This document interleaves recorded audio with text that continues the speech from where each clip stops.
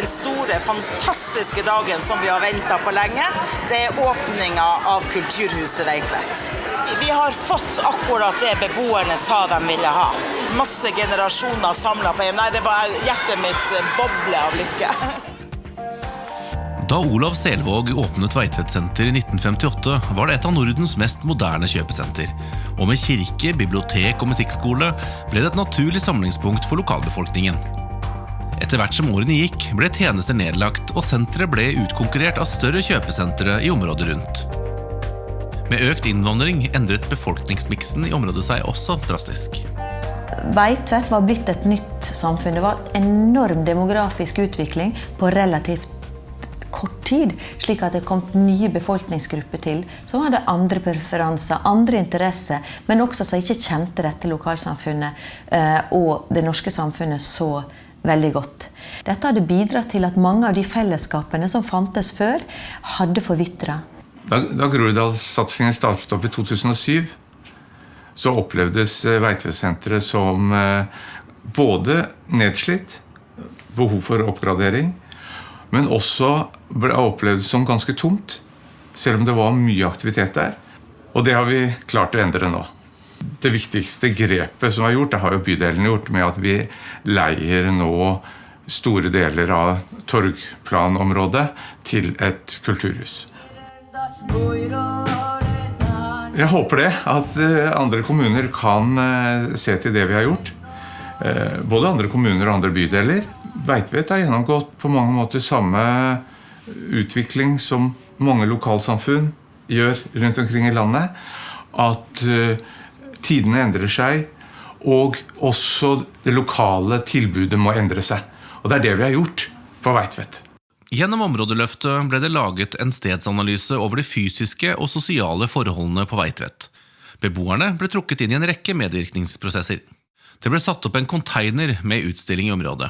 Bydelsansatte banket på dørene, snakket med ulike grupper og ba beboerne om å fylle ut spørreskjemaer og si sin mening.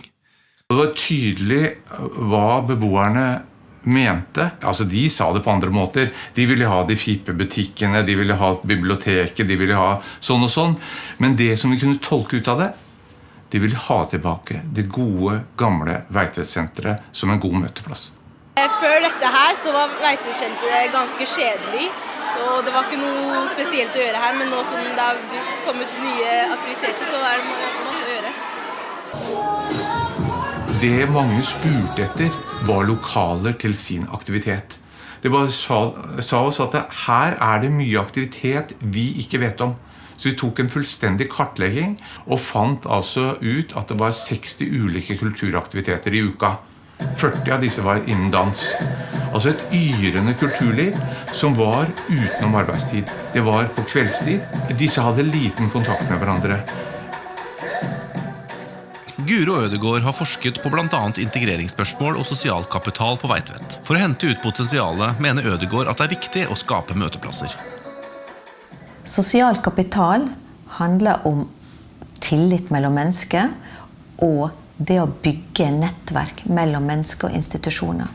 Frivillige organisasjoner kan være en viktig ressurs i dannelsen av sosial kapital i et lokalsamfunn, fordi de bidrar til at mennesker møtes på tvers av forskjellighet. Det beste med senteret er at vi kan være med venner, og at det er flere aktiviteter å gå på her, ikke bare én ting. Det som Bjerke bydel da gjorde, var jo å etablere dette stikk innom senteret. Et stikk innom kontor høres kanskje veldig voldsomt ut. Det er jo å ha et lokale sentralt midt på torget, og det var jo viktig for oss at vi fikk det fra sentereier. Og så er det å ha ansatte som er utadvendte og se på alle som kommer inn som ressurser, og som ser på muligheter som ligger der. Jeg tror at en av årsakene til at jeg ble ansatt på Stikk innom og områdeløftet var fordi at jeg har bodd i området i masse år, så jeg hadde et stort nettverk og kjente veldig mange i området. Hensikten med Stikk innom var å skape kontakt med og mellom beboerne, få tak i ildsjelene og hjelpe folk med å realisere egne ideer. I det vi førte frivilligheten og beboerne sammen, så begynte det å oppstå magi. Da begynte folk å snakke seg imellom, og plutselig ble man enige om ulike festivaler og arrangementer som man ønsket å ha i dette området.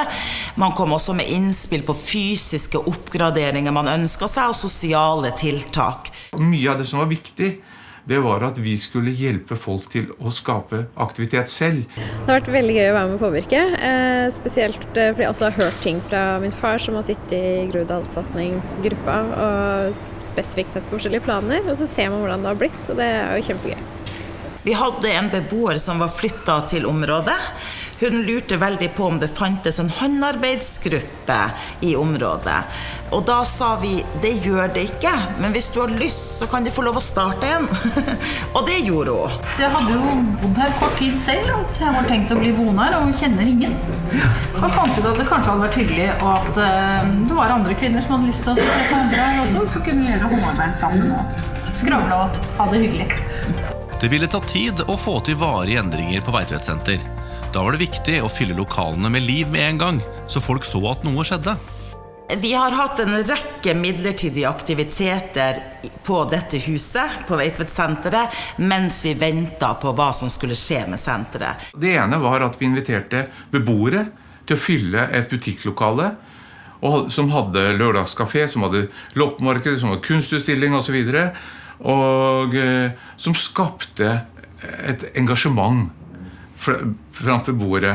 Men vi også fikk sentereierne til å gi 10 ledige kontorlokaler til kulturarbeidere i et år.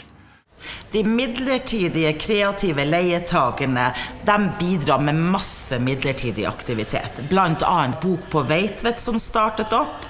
Vi har hatt utstilling fra Nasjonalmuseet. Det har vært en rekke arrangementer. Det er også veldig fint å teste ting i disse døde lokalitetene og områdene, fordi at det gir oss drømmer om hva det kanskje en gang kan bli. Kartleggingen viste at det var lokaler til hverdagsaktiviteter det var behov for, og ikke et flott og prangende kulturhus. Bydelen valgte å satse på et flerbrukssenter som rommer både kultur og kommunale tjenester. Jeg tror vi i Kulturhuset Veitvet har tenkt annerledes enn det som er vanlig, fordi vi har klart å samle ulike tjenester, ulike aldersgrupper, ulike interesser, ulike organisasjoner i et felles lokale. Andre å lære av hverandre, og ha nytte av hverandre, og glede av hverandre. Jeg er ofte på Veitvet, siden jeg har mange venner rundt her, så jeg tror jeg kommer til å bruke mange av disse rommene her fremover. Og kanskje det blir flere aktivitet, for eksempel med bordtennis og andre ting, så vi kan innføre kinesisk tai chi også, kanskje. Samtidig overtok bydelen ansvaret for eldresenteret, som lå i en atskilt del av bygget. De eldre deler nå lokaler med resten av befolkningen, og bydelen har på den måten skapt en møteplass som inkluderer alle.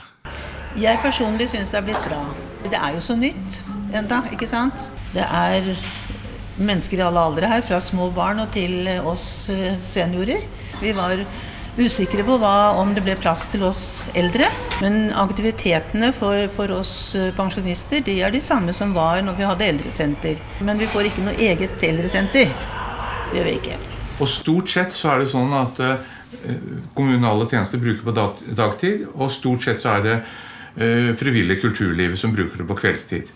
Og et eksempel på det er jo at den ene dansesalen har vi en skillevegg i, slik at vi kan dele den til 2 klasserom med norskundervisning og jobbsøk på dagtid, og så har den lokale kulturlivet dansesalen drar bort den skilleveggen om kvelden og bruker hele salen da til sin aktivitet. Vår intensjon med hele konseptet er at lokalene skal brukes fra tidlig morgen, 8 om morgenen til 10-11 om kvelden, hele uka, lørdag som søndag. Et godt samarbeid med eierne av senteret gjorde det mulig å få til alt man ønsket. Begge parter var tjent med forutsigbarheten en 20-års leieavtale ga. Grunnen til at vi så på Veitvet-senteret som et spennende nærsenter i vår portefølje, var at det lå der, midt på Veitvet stasjon, en gammel perle som har utspilt sin rolle kanskje litt, men med et enormt potensial som vi mente at vi kunne være riktig aktør til å utvikle videre. og det at bydelen sendte et signal om at her skal vi være i 20 år, det styrker også vår tro til at vi kan satse på Veitvet. Så vi startet byggingen av Kultur- og nærmiljøsenteret allerede 1. januar 2015, og bygde det, og det var vårt hovedfokusområde når vi overtok. Vi skulle få Kultur- og nærmiljøsenteret opp og gå. Nå det opp og går, og da det videreutvikling av senteret som står på agendaen. Og vi ønsker ikke å lage det her til noe nytt kjøpesenter, som det en gang var. Vi skal lage et godt nærsenter. Og i et godt nærsenter så trenger vi kommunale leietakere, vi trenger helseleietakere, og vi trenger et godt handelspunkt. Vi ser for oss det du trenger hver dag. Dagligvare, apotek, nille til barnebursdager, bakeri, frisørsalong. Så kan man heller dra på storsenter på julehandelen, men det du trenger får du på Veitvet senter når vi ferdige.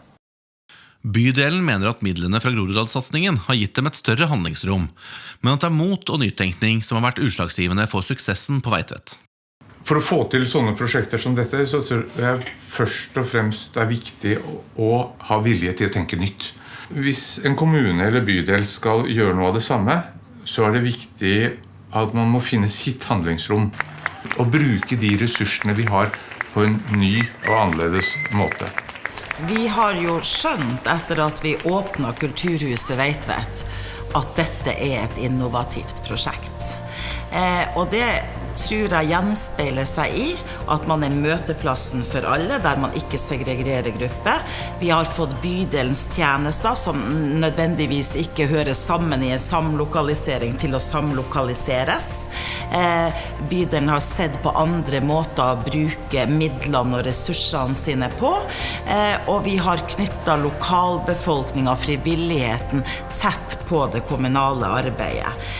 Og det at man får et felles hus som dette, der vi klarer å ivareta absolutt alle disse behovene, både det kommunale og det nærmiljøet og beboerne trenger, det tenker jeg ganske innovativt.